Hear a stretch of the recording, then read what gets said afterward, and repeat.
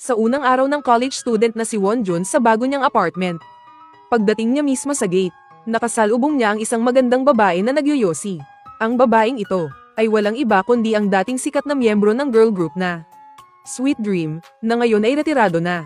Si Lee Duna. Noong mga panahong iyon, si Wonjun ay isa lang inosenteng college student. Dahil hindi niya alam ang password ng gate, nagmamadali niyang ibinaba ang kanyang mga gamit. Hinubad niya ang kanyang jacket, at di sinasadyang lumabas ang puting hoodie na suot niya sa loob. Ang hoodie na ito ay regalo sa kanya ng kanyang best friend noong birthday niya. At isa rin itong limited edition merchandise ni Duna. Pero dahil walang kaalam-alam si Wonjun sa mundo ng entertainment, wala siyang ideya tungkol dito. Naisip lang niya na pamilyar sa kanya ang babae.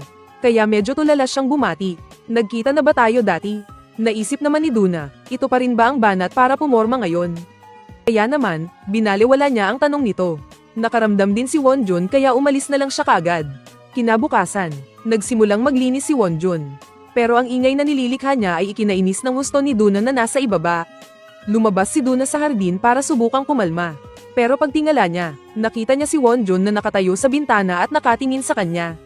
Dahil dito, lalong nainis si Duna.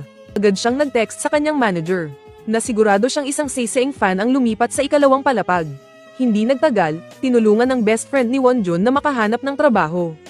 Bilang tutor na may sahod na 1,000,000 Korean won kada buwan. Sinabi rin ito sa kanya, na ang puting hoodie ay limited edition merchandise ni Duna. At gusto na raw nitong bawiin. Kahit medyo nalungkot si Wonjun. Dahil sa alok na trabahong may malaking sahod, masaya siyang kumakanta habang naghahanda para sa interview. Gayunpaman, hinarang siya ni Duna sa may gate. Itinutok nito ang sigarilyo at seryoso siyang binalaan bilang isang seiseeng fan. Huwag mo na akong guguluhin. Dahil alam ni Wonjun na siya ang may kasalanan, mapagkumbaba siyang humingi ng paumanhin. Nangako siyang hinding-hindi na siya titingin pa rito. Ay, nga pala. Ang gusto ko ay twice. Pagkatapos ng interview, nagkasalubong sa bus stop si Wonjun at ang high school classmate niyang si Kim Jinju. Si Jinju, matapos mag-aral ulit ng 1 taon, sa wakas ay nakapasa sa parehong universidad ni Wonjun. Matagal nang hindi nagkikita ang dalawa.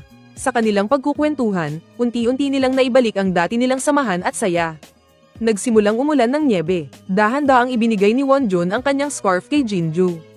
Inihatid siya sa bus. Ang simpleng pag-iibigang ito ay tila may pag-asang magpatuloy. Ngunit, habang daladala ni Wonjun ang munting kaligayahang ito, pag-uwi niya sa tapat ng kanilang bahay, nakakita siya ng isang napakagulat na eksena. Si Duna, na nakasuot lang ng manipis na damit at tsinelas, ay mag-isang nakaupo sa gitna ng malakas na pag-ulan ng nyebe. Gusto sanang lapitan ni Wonjun para kamustahin siya. Pero